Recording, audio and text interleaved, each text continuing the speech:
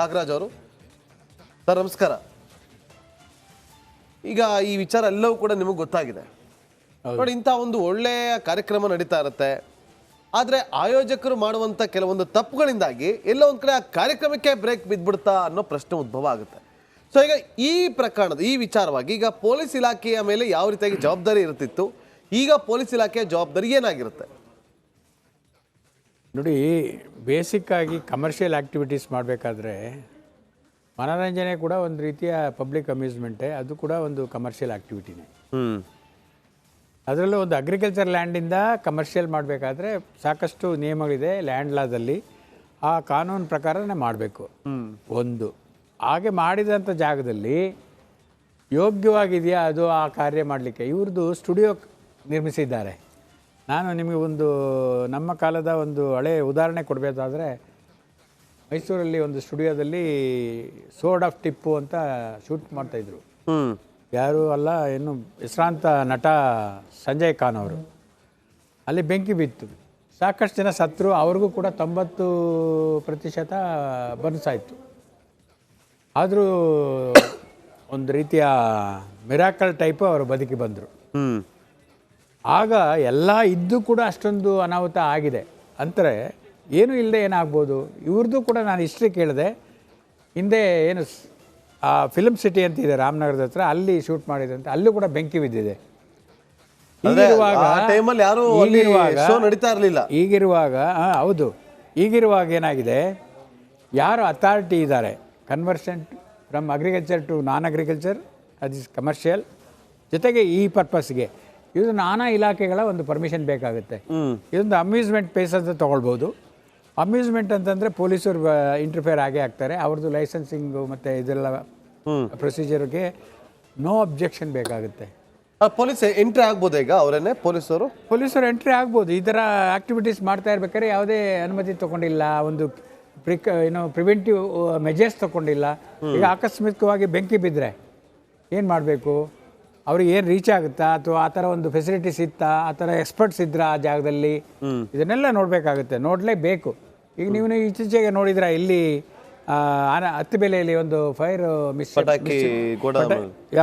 ಆಗಿದ್ದು, ಅದೇ ರೀತಿ ಇಲ್ಲೂ ಆಗ್ಬೋದು. ಅದನ್ನು ಆಂಟಿಸಿಪೇಟ್ ಮಾಡಬೇಕು. ಇದೊಂದು ಗುರುತರವಾದ ಕಾರ್ಯಕ್ರಮ, ಎಲ್ಲರೂ ಜನ ಮೆಚ್ತಾ ಇದ್ದಾರೆ, ಇಲ್ಲ ಅಂತ ಹೇಳಿಲ್ಲ. ಐ ಆಮ್ ನಾಟ್ ಕಾಂಪಿಟೇಟರ್ ನಾರ್ ಎನ್ವಿ ಆಫ್ ಇಟ್. ಹೀಗಿರುವಾಗ ಸಾರ್ವಜನಿಕ ಹಿತಾಸಕ್ತಿಯಿಂದ, ಸಾರ್ವಜನಿಕರ ಒಂದು ದೃಷ್ಟಿಯಿಂದ ಏನೇ ಕಾರ್ಯಕ್ರಮ ಮಾಡಬೇಕಾದ್ರೂ ಕೂಡ ನ್ಯಾಯಬದ್ಧವಾಗಿ ಮಾಡಬೇಕು. ನಮ್ಮದೇನು ಅರಾಜಕತೆ ಇಲ್ಲ ಇಲ್ಲಿ. ಎಲ್ಲದಕ್ಕೂ ಒಂದು ನಿಯಮ ಅಂತ ಇದೆ.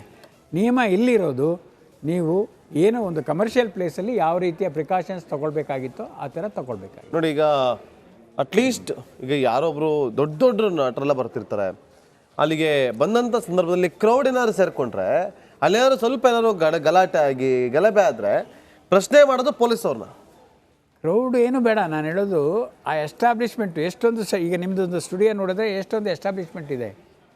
ಅಲ್ಲಿ ಸ್ವಲ್ಪ ಮಿಸ್ಚೀಫ್ ಆದರೂ ಕೂಡ, ಫೈರ್ ಮಿಸ್ಚೀಫ್ ಆದರೂ ಕೂಡ ಕಂಟ್ರೋಲ್ ಮಾಡಲಿಕ್ಕೆ, ಎಸ್ಕೇಪ್ಗೆ ಅದೆಲ್ಲನೂ ವ್ಯವಸ್ಥೆ ಇರಬೇಕು. ಅದು ಕಡಿಮೆ ಟೈಮಲ್ಲಿ ನೀವೇ ಅಲ್ಲಿ ಒಂದು ಪ್ರಿವೆಂಟಿವ್ ಮೆಜರ್ಸ್ ಆಗಿ ಅಡ್ವಾನ್ಸ್ಡ್ ಎಕ್ವಿಪ್ಮೆಂಟ್ ಇಡಬೇಕು. ಇಲ್ಲಿ ಏನಿದೆಯೋ ಏನಿಲ್ಲ ಗೊತ್ತಿಲ್ಲ. ಅವ್ರದ್ದು ಸರ್ಟಿಫಿಕೇಷನ್ ಬೇಕು. ಫೈರ್ ಬ್ರಿಗೇಡ್ದು ಒಂದು ಸರ್ಟಿಫಿಕೇಷನ್ ಮಾಡಿ ಕೊಡ್ತಾರೆ, ಜೊತೆಗೆ ಅವರು ಅಡ್ವೈಸು ಮಾಡ್ತಾರೆ. ಆಮೇಲೆ ಸುತ್ತ ಫೈರ್ ಬ್ರಿಗೇಡ್ ಬಂದರೂ ಕೂಡ ಅದು ಸುತ್ತಾಡೋವಂಥ ಜಾಗ ಇರಬೇಕು. ಅಲ್ಲಿ ನೀರು ಮತ್ತು ಇನ್ನೊಂದನ್ನು ಅವ್ರಿಗೆ ಪ್ರೊವೈಡ್ ಮಾಡಲಿಕ್ಕೆ, ಮತ್ತು ಅಲ್ಲಿಂದ ಬೆಂಕಿ ನಂದಿಸಲಿಕ್ಕೆ ಏನೆಲ್ಲ ಬೇಕು ಅಷ್ಟನ್ನು ಫೆಸಿಲಿಟೀಸ್ ಇರಬೇಕು. ಇಲ್ಲಿ ಏನಿದೆಯೋ ಏನಿಲ್ಲ, ರಸ್ತೆ ಇದೆಯೋ ಇಲ್ಲ ಮುಖ್ಯವಾಗಿ, ಅದು ನನಗೆ ಗೊತ್ತಿಲ್ಲ. ಅಗ್ರಿಕಲ್ಚರ್ ಲ್ಯಾಂಡ್ಗೆ ಯಾವ ರಸ್ತೆ ಇರುತ್ತೆ. ಆದ್ದರಿಂದ ಯೋಗ್ಯವಲ್ಲದ ಜಾಗದಲ್ಲಿ ಸಾರ್ವಜನಿಕರ ಹಿತದೃಷ್ಟಿಯಿಂದ ಈ ರೀತಿಯ ಕಾರ್ಯಕ್ರಮ ಮಾಡೋದು ಯೋಗ್ಯ ಅಲ್ಲ. ಅವರು ಶಿಕ್ಷಾರ್ಹಕ್ಕೆ ಆಗ್ತಾರೋ ಬಿಡ್ತಾರೋ ಅದು ಬೇರೆ ಪ್ರಶ್ನೆ. ಇಲ್ಲಿ ಮೇಲ್ನೋಟಕ್ಕಂತೂ ಗೊತ್ತಾಗ್ತದೆ there is a violation of law. So ಈಗ ನೋಡಿ, ಫೈರ್ ಡಿಪಾರ್ಟ್ಮೆಂಟ್ NOC ಇಲ್ಲ, PWD NOC ಇಲ್ಲ, ಪೊಲೀಸವ್ರದ್ದಿಲ್ಲ. ಆದರೂ ಕೂಡ ಒಬ್ರು ಹಿರಿಯ ನಾಗರಿಕರ ಅಂತೆಲ್ಲ ನಾನು ಪ್ರಶ್ನೆ ಮಾಡ್ತೀನಿ. ಪೊಲೀಸ್ ಇಲಾಖೆನ ಬದಿಗಿಡೋಣ, ನಮಗೊಂದು ಕರೆಂಟ್ ಕೊಡಿ ಅಂದರೂ ಕೂಡ ಕೊಡೋದಿಲ್ಲ. ಒಂದು ಸ್ವಲ್ಪ ಒಂದು 10 ನಿಮಿಷ ಗಣೇಶ ಹಬ್ಬ ಮಾಡ್ತೀವಿ, ಒಂದು ಲಪ ಹಾಕೋತೀವಿ ಅಂದರೂ ಕೂಡ ಕೊಡೋದಿಲ್ಲ. ಅಲ್ಲಿ ಏನೂ ಇಲ್ಲ, ಆದರೂ ಕೂಡ ಕರೆಂಟ್ ಕನೆಕ್ಷನ್ ಕೂಡ ಕೊಟ್ಟಿದ್ದಾರೆ. ಇದನ್ನು ಹೇಗೆ ನೋಡ್ತೀರಿ ನೀವು? ಹೌದು, ಅದನ್ನೇ ನಾನು ಕೇಳೋದು. ಈಗ ಏನೇ ಒಂದು ಪರ್ಮಿಷನ್ನು, ಎಸ್ಪೆಷಲಿ ಪವರ್ ಕೊಡಬೇಕಾದ್ರೆ ಏನು ಎಂಥದ್ದು ಭಾಗ್ಯ ಜ್ಯೋತಿ ಪರವಾಗಿಲ್ಲ, ಒಂದು ಲೈಟಿಗೆ ಕೊಡ್ತಾರೆ ಅಂತ. ಅದಕ್ಕೂ ಕೂಡ ನಿಯಮ ಇದೆ, ಮನೆ ಇರಬೇಕು ಏನೆಲ್ಲ ಇದೆ. ಇಲ್ಲಿ ಅವರು 1 KVಯಲ್ಲಿ ಅಥವಾ 2 KVಯಲ್ಲಿ ಅಲ್ಲಿ ಆ ಸ್ಟುಡಿಯೋ ನಡೆಸಲಿಕ್ಕೆ ಆಗಲ್ಲ. ಮಿನಿಮಮ್ ಒಂದು 65, 70 ಅಥವಾ 100 KV ಮೇಲೆ ಬೇಕು.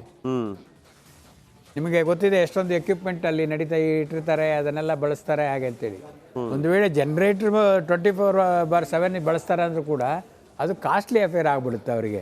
ಅಲ್ಲಿ ಎಸ್ಟಾಬ್ಲಿಷ್ಮೆಂಟ್ಗೆ ಕರೆಂಟ್ ಬೇಕೇ ಬೇಕು ಬೇಸಿಕಲಿ. ಎರಡನೇದಾಗಿ ಇಲ್ಲದೇ ಇದ್ದರೆ ಅದು ಕೂಡ ಒಂದು ವೈಲೇಷನೇ. ಯಾರೇ ಆ ಥರ ಪವರ್ ಕೊಟ್ಟರು ಅಂತ ನೋಡಬೇಕು, ಕೊಡ್ಲಿಕ್ಕೆ ಬರಲ್ಲ.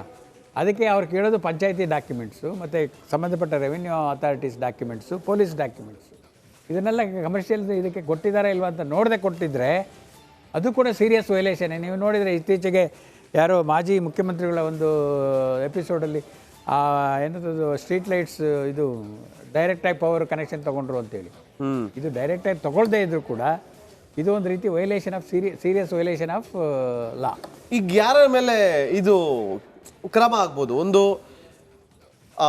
ಲೋಕಲ್ ಅಧಿಕಾರಿಗಳು, ಲೋಕಲ್ ಜೊತೆಗೆ ಕರೆಂಟ್ ಕೊಟ್ಟವರು, ಬೆಸ್ಕಾಂ ಕರೆಂಟ್ ಯಾರು ಕೊಟ್ಟವರು ಅವರು, ಬೆಸ್ಕಾಮೇ ಬರೋದು, ಇನ್ನೇನು ಈಗ ಲ್ಯಾಂಡ್ ಅಂತ ಹೇಳಕ್ಕೆ ಏನೆಲ್ಲ ಯಾರ ಮೇಲೆ ಕ್ರಮ ಆಗ್ಬೋದು? ಕಡೆದಾಗಿ ಬೆಸ್ಕಾಮ್ಗಾಗ್ಬೋದು, ಲೋಕಲ್ ಪೊಲೀಸ್ ಅಥಾರಿಟೀಸ್ಗಾಗ್ಬೋದು, ಮತ್ತು ಅಲ್ಲಿ ರೆವಿನ್ಯೂ ಅಥಾರಿಟಿ ಏನು ಪಂಚಾಯತಿ PDO ಅವರೆಲ್ಲ ಇರ್ತಾರಲ್ಲ ಅವ್ರದ್ದಾಗ್ಬೋದು, ತಹಸೀಲ್ದಾರ್ ಆಗ್ಬೋದು. ಯಾಕಂದ್ರೆ ತಹಸೀಲ್ದಾರ್ ಕೂಡ ದಂಡಾಧಿಕಾರಿ, ತಾಲೂಕು ದಂಡಾಧಿಕಾರಿ, ಎಕ್ಸಿಕ್ಯೂಟಿವ್ ಮ್ಯಾಜಿಸ್ಟ್ರೇಟು, ಅಲ್ಲಿಂದ ಸಬ್ ಡಿವಿಷನಲ್ ಮ್ಯಾಜಿಸ್ಟ್ರೇಟು ಇರ್ತಾರೆ.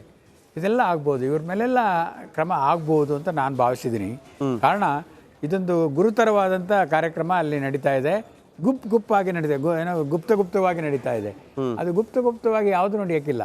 ಪಬ್ಲಿಕ್ ಅಮ್ಯೂಸ್ಮೆಂಟ್ ಆ್ಯಕ್ಟಲ್ಲಿ ಕ್ಲೀನಾಗಿ ಹೇಳ್ತಾರೆ, ಏನೇ ಅಮ್ಯೂಸ್ಮೆಂಟ್ ಒಂದು ಆ್ಯಕ್ಟಿವಿಟೀಸಲ್ಲಿ ನಡೀತಾ ಇದೆ ಅಂತ ಹೇಳಿದ್ಮೇಲೆ ಅವರು ಅದಕ್ಕೂ ಕೂಡ ಮೊರೆ ಹೋಗಿ ಅದನ್ನು ಲೈಸೆನ್ಸನ್ನು ಪಡ್ಕೊಳ್ಬೋದು ಸೂಕ್ತ.